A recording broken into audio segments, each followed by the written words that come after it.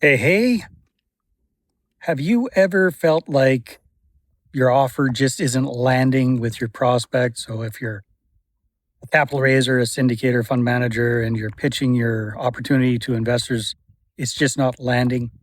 Well, there's a couple of things that you can do about this. One is to try to make your offer more irresistible. And number two is to go after a different group of people.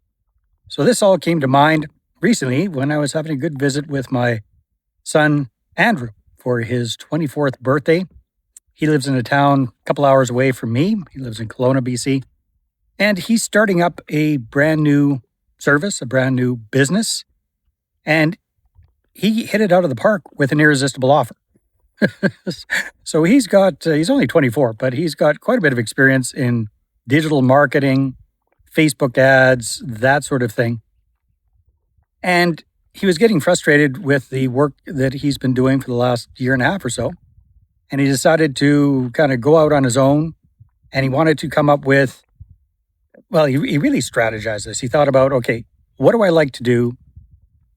Who do I want to focus on as my ideal avatar? Where do I want to work? What lifestyle do I want to have? So he kind of thought about all of this, and then he thought about, well, what am I good at? What do I enjoy doing the best? And what would I like to do kind of long term that could allow me to live in Kelowna, which he loves, during the nice weather, so the summertime in Kelowna, and then in Costa Rica, another 6 months out of the year, which is where was born.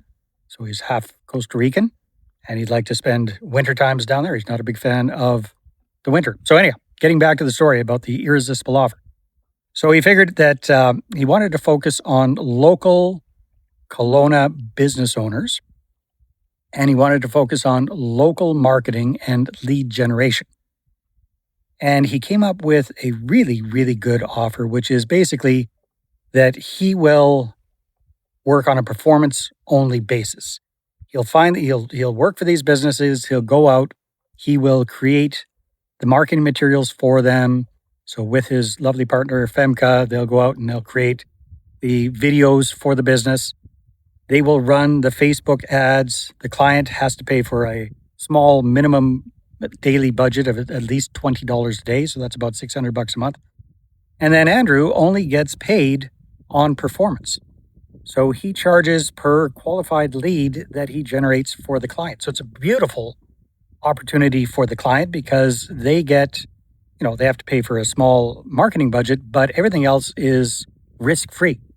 The ads are created for them. They're optimized for them. The leads are generated for them. They only pay for performance. So he went out to the market with this and quickly landed 15 clients within a week and a half.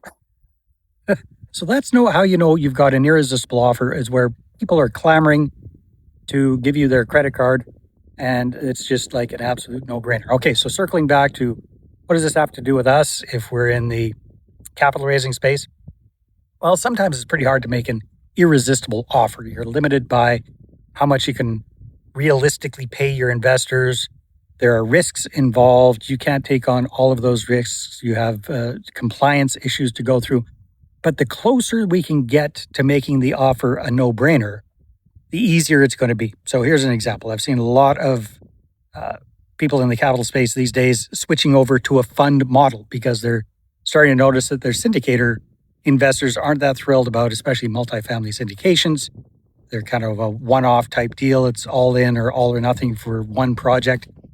Whereas if they invest in certain kind of funds, they kind of spread the risk across multiple projects and they get more steady income and they don't tend to be locked in for as long. So that could be one idea. Another idea is, it's challenging going after people who are already familiar with multifamily syndications if they've been burned in the past. And a lot of them have been. A lot of them are involved in deals that just aren't going anywhere. Their money is stuck, or they're losing money, or they've had cash calls, or they lost everything. There are unfortunately a lot of people in that situation right now. So justifiably, a lot of them are waiting to see what shakes out. They're hesitant, and they're not going to invest in another multifamily syndication anytime soon. So what does that mean? Do you have to give up on it? No. But you might have to go to fresh fields. You might have to look for people who have not invested in multifamily, who have not invested in syndications before, and show the opportunities to them. Because at the end of the day, especially these days, I think there's going to be tons of great opportunities coming down the pipeline where you're not overpaying for the properties, where interest rates are more stable, where things are, there's an opportunity to make a good deal, maybe not a 18-month turnaround like you saw in the go-go days, but a more realistic long-term perspective. So again, take a look. If you're struggling to sell your products or services or your investments, take a look at your offer, figure out how you can dial it in and make it as irresistible as possible, or go after fresh markets. Okay, so this episode is coming to you today from beautiful Dunn Lake, BC. So I did something different today, and I traveled north instead of traveling south, which is what I usually do out of Kamloops. And this is a beautiful lake between the small towns of Barrier and, I believe, Little Fort. Love the drive out here. It took me about an hour and 10 minutes to get out here. The last 25 clicks or so, didn't see a single other vehicle on the road. I came across a few not too amused cows. Had to get around to get out here.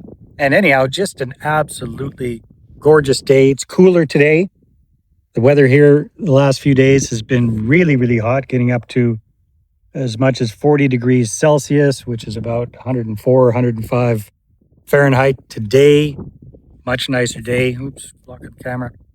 About 25 degrees Celsius. Absolutely great. A little bit of cloud cover, so I'm not frying myself with my pasty complexion. And half of what I love about these little trips is like it's a mini vacation. It's a way to get out of town, get away from the office, get away from the desk, and just really disconnect. Mind you, here I am blathering away on a video, not very disconnected, but I don't have any Wi-Fi at the moment, so just talking to you. Anyhow, have a good one, and we will see you on the next episode. This episode is brought to you by the Phoenix Prosperity Podcast, hosted by Tim Fergstad. Tune in to hear inspiring stories from Phoenix's top professionals as they share their paths to success and the legacies they're building. Listen now at phoenixprosperitypodcast.com.